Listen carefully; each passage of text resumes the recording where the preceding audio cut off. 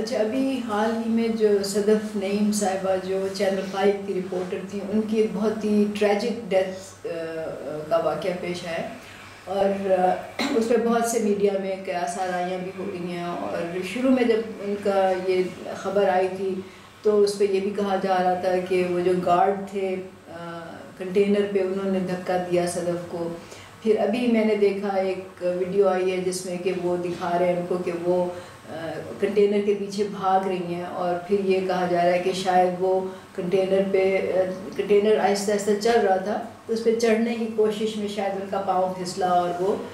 گر گئیں اور اس سے یہ واقعہ پیش آیا. بہرحال جو کچھ بھی ہوا یہ بہت ہی افسوسناک ایک واقعہ تھا. میں اس کو حادثہ اس لیے نہیں کہتی کیونکہ اکثر اوقات جو حادثے ہوتے ہیں وہ پریونٹیبل ہوتے ہیں، مطلب اس کا سد باب کیا جا سکتا ہے اگر آپ کے پالیسی پروسیجرز ان پلیس ہوں، اگر آپ کے تمام جو حفاظتی یا پروٹیکٹیو جو آپ کے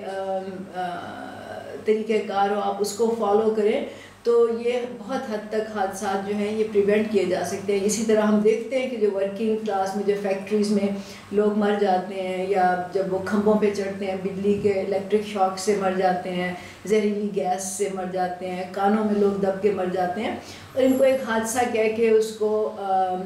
ایک طرح سے آپ سمجھ لیں اگنور کر دیا جاتا ہے یا اس کو رائٹ آف کر دیا جاتا ہے. لیکن یہ حادثات نہیں ہوتے، ان کے پیچھے ایسے حالات ہوتے ہیں جس کی وجہ سے یہ حادثہ پیش آتا ہے. اور جب ہم بات کرتے ہیں کہ اس کی انویسٹیگیشن ہونی چاہیے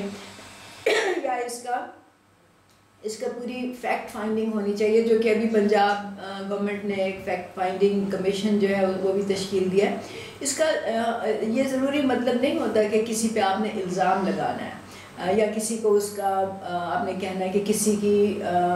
بری نیت سے یہ واقعہ پیش آیا، بلکہ اس کا مقصد یہ ہوتا ہے اور یہ ہونا چاہیے کہ آئندہ مستقبل میں اس طرح کے جو واقعات ہیں وہ پیش نہ آئیں. مثلاً یہ کہ کیا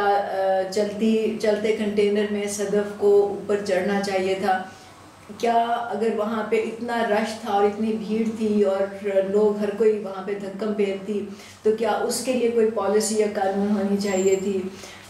تو یہ ساری چیزیں جو ہیں یہ آپ نے دیکھا تھا جب خان صاحب میرا خیال ہے کہ 2018 کے الیکشنز میں وہ اپنے اسٹیٹ سے گر گئے تھے اور ان کو کافی چوٹیں آئی تھیں اور پھر ان کو کافی دیر ہسپتال میں بھی رہنا پڑا تھا. تو وہ بھی ایک حادثہ نہیں کہا جا سکتا اس کو، وہ ایک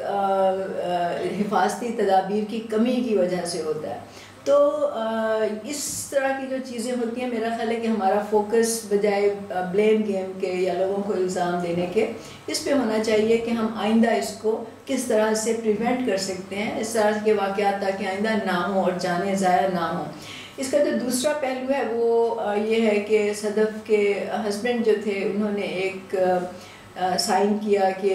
میں لیگل ایکشن نہیں لوں گا اور مطلب کسی کو مورد الزام نہیں ٹھہراؤں گا. میرا خیال ہے کہ وہ بھی ایک پریمیچور، مجھے نہیں معلوم کہ وہ کس طرح سے پریشر میں انہوں نے سائن کیا یا کروایا گیا ان سے یا کیا حالات ہوئے، لیکن میرا خیال ہے کہ وہ ایک بہت ہی